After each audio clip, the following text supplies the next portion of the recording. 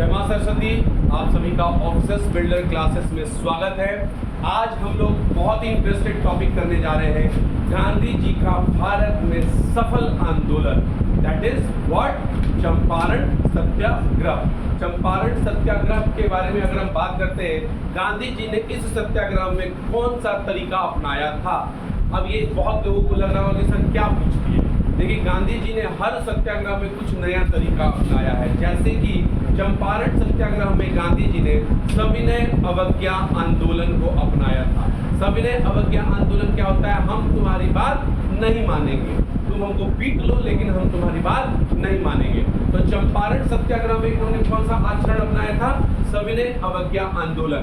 इसके बाद जो अहमदाबाद वाला मिल आंदोलन हुआ था, उसमें उन्होंने सर्वप्रथम भूख हड़ताल किया था। क्या किया था? भूख हड़ताल किया था। तो अहमदाबाद में भूख हड़ताल किया था। उसके बाद खेड़ा सत्याग्रह में असहयोग आंदोलन इन्होंने किया था।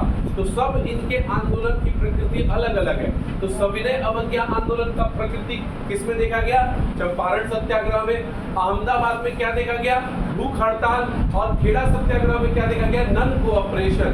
तो चंपारण सत्याग्रह जो है गांधी जी का, वो आपका सविनय अवज्ञा आंदोलन पर आधारित एक आपका सत्याग्रह था। अगर हम बात करते हैं कि गांधी जी का भारत में सबसे प्रथम सत्याग्रह कौन सा था? चंपारण सत्याग्रह था, जो अपने बिहार में आपके स्थित है। क्या सत्याग्रह किस चीज पर आधारित है? इसका विषय वस्तु क्या था? तो नील की खेती को लेकर था। देखिए क्या होता था कि हर 20 कट्ठे पर 3 कट्ठा नील की खेती करना किसानों के लिए क्या था? अनिवार्य था। ये अंग्रेजों यूरोपीय बागान मालिकों के द्वारा बनाया गया एक सिस्टम था। लेकिन देखिए, गांधी जी को कहा जाता है ना कि एक होता है किस्मत का साथ देना। गांधी जी ने, आप कह सकते हैं कि भारत में या बिहार में 3 कट्ठिया सिस्टम को खत्म किया था, लेकिन इसका केवल कारण गांधी जी नहीं थे। देखिए उस समय क्या हो रहा था कि आपके जो रासायनिक रंग थे उसकी भी खोज हो चुकी थी फ्रांस में। कहाँ हो चुकी थी? फ्रांस में। तो रासायनिक रंग का खोज हो चुका था, तो निश्चित तौर पे जो प्राकृतिक उत्पादन हो रहा है उसमें क्या आएगा? कमी आएगा उसकी मांग में। क्योंकि अगर हम लोग किसी चीज को कृत्रिम तरीके से बनाने लगेंगे तो प्राकृतिक पर निर्भरता हमारी कम हो जाएगी। तो यही चीज देखने को मिला था कि देखिए क्या हुआ कि 19वीं सदी के अंत में फ्रांस में रासायनिक रंगों की खोज के बढ़ते प्रचलन के कारण प्राकृतिक नील की मांग क्या होने लगी? कम होने लगी। अब जब मांग ही कम होने लगेगा तो निश्चित तौर पे किसान लोगों को और लॉस होने लगेगा।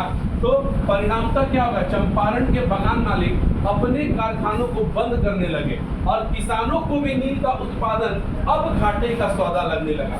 जब रासायनिक रंग का आ गया और उसकी कीमत भी कम, उसका प्रोडक्शन भी बहुत तेजी से हो रहा है, तो इनको अब क्या लगने लगा? घाटे का सौदा लगने लगा किसानों को।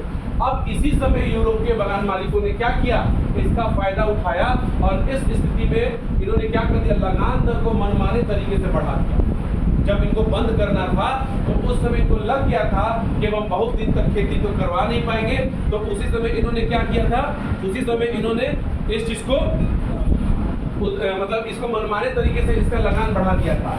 तो आपको पता है कि ये सब जब घटनाएं घट रही थी उस समय क्या हो रहा था? लखनऊ समझौता 1916 में, और गांधी जी भी इस लखनऊ समझौते में क्या थे? उपस्थित थे। तो गांधी जी से यहाँ पे एक बिहार के समृद्ध किसान मिलते हैं जिनका क्या नाम था? राजकुमार शुक्ल। राजकुमार शुक्ल इस 3 कट्ठिया सिस्टम के बारे में गांधी जी को बताते हैं और बिहार आने का क्या करते हैं? आमंत्रण देते हैं कि आप बिहार आइए और इस चीजों को आप आके देखिए एक बार। तो गांधी जी को बिहार आने का आमंत्रण किसने दिया था?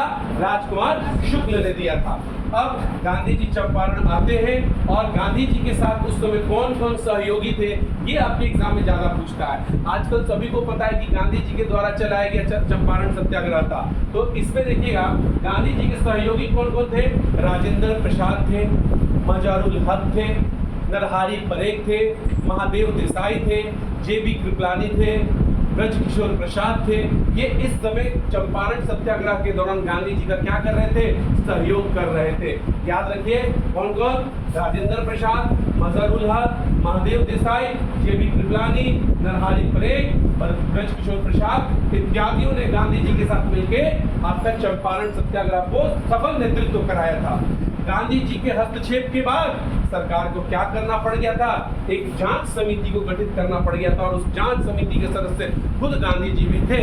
और इस समिति ने निर्णय लिया कि यूरोपीय कंपनियों ने जो मनमाने तरीके से आपका कर का आरोपण कर दिया था तो उसको भाई लौटाया जाए। तो कितना लौटाया गया यूरोपीय ये बगान मालिकों के द्वारा 25% जो उन्होंने वसूल लिया था उसका 25% उन्होंने वापस किया और साथ साथ उनको अब लग गया कि अरे बाप रे, अब तो गांधी जी इसमें इन्वॉल्व हो गए हैं, अब हम लोग ये अब चाह के भी नहीं कर सकते हैं मनमाने तरीके से। तो इस प्रकार उन्होंने अपना धीरे धीरे बिहार से क्या कर दिया, अपने नील की फैक्ट्री को बंद कर दिया और इस प्रकार यह हमारा आंदोलन क्या हो गया, सफल आंदोलन हो गया।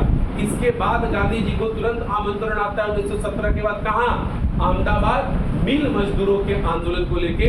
वो जो आंदोलन था अहमदाबाद मिल मजदूरों का आंदोलन, वो बोनस को लेके था, बोनस को लेके, तो जिसको हम लोग अगले क्लास में पढ़ेंगे। थैंक यू, जय हिंद।